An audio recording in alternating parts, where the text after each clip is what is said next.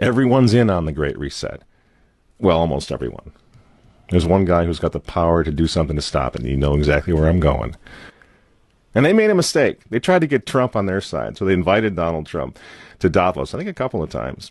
But in January, when Donald Trump, I think, really began to see the beast that he was up against, he went to Davos, to the World Economic Forum, and he stuck a mega finger in their eye. We're committed to conserving the majesty of God's creation and the natural beauty of our world. But to embrace the possibilities of tomorrow, we must reject the perennial prophets of doom and their predictions of the apocalypse. These alarmists always demand the same thing: absolute power to dominate, transform, and control every aspect of our lives.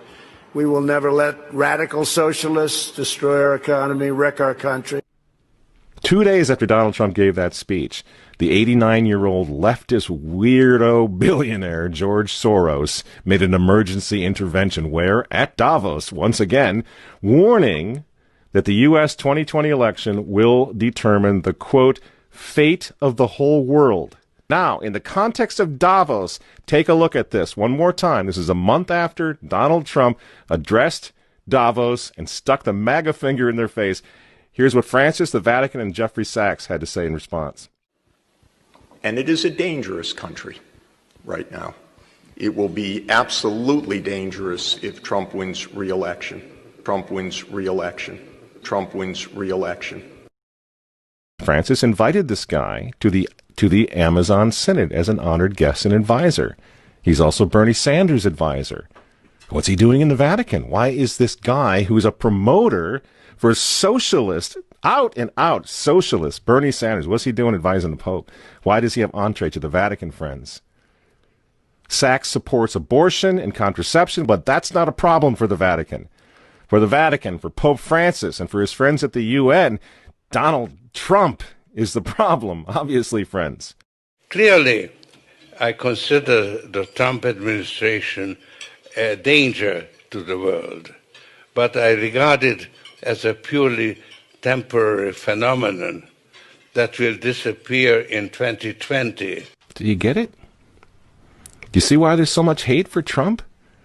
Because with all of his faults, again, he's the capitalist. He's not the globalist. He never will be one of them, which is why he pulled the United States out of the Paris Climate Agreement.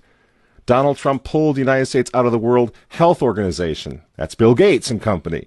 And now he's threatening to pull the United States out of the World Trade Organization. People say, yeah, well, Donald Trump got married twice. He's a bad guy. Really?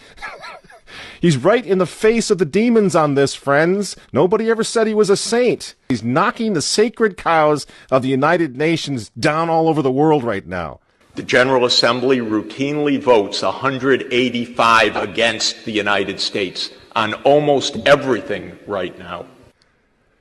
And you remember, speaking of the United Nations, in November of 2019, again, right before COVID landed, Trump went to the UN, on the floor of the General Assembly, and he declared war on globalism. Wise leaders always put the good of their own people and their own country first. The future does not belong to globalists. The future belongs to patriots. And shortly after the speech at the UN, Donald Trump delivered, what do you think happened? The coronavirus was unleashed on the world, and Trump's booming U.S. economy went on life support. Do you think that was an accident? So when they tell all of us to stay home, wear your mask so grandma doesn't get sick, please understand what's really going on here. They don't care about your grandmother.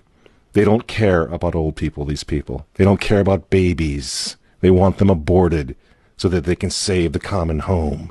Abort babies, millions of them all over the world. They don't care about babies. They don't care about old people. In fact, if you want to save your grandma, tell the globalists to stay the hell away from her. You remember how some of them, like Cuomo and characters like this, were running COVID recovering patients through nursing homes? That's how much they care about grandma. And the name of the game now is to bring the United States economy to its knees, get it out of the way, so that everyone will want the Great Reset. Make the new normal so intolerably abnormal that even you and I, maybe, at some point in the near future, will be begging for the vaccines because we'll be driven crazy by that point. Begging for whatever else is going to keep us safe according to our jailers and our handlers and our zookeepers. You see? That's what they want. That's why they keep using this term new normal. You know what we do to fight back? Go to work. Go back to school. If you're healthy, take off the mask. And for heaven's sake, go back to church and pray that Trump wins in November. That's what the reset was. That's what the Russia hoax was all about. That's what the impeachment hoax was all about. Don't you see? For 4 years, I've been trying to stop this man because if he strengthens America, if he makes it great again, if he brings the economy back again, the reset won't happen. The New World Order is going to be set way back. Who knows when they're going to have another COVID opportunity like this one again, and they know it. So ask yourselves why they hate this man. These folks, these men, they hate God. They hate the unborn. They hate the traditional family. They hate you. And they hate Donald Trump, whose political opponents, by the way, right now are knocking statues of saints to the ground. They're beating up cops, and they're burning flags. You say you don't like Trump. I'm sorry, friends, but who cares? That doesn't really matter anymore. But you think of Trump's personality or his tweets. Look at the big picture. The choice is simple, friends. Stand with America right now, or fall with the New World Order in the not-so-distant future. There's no other choice. I'm Michael Matt for Remnant TV, and we'll see you next week.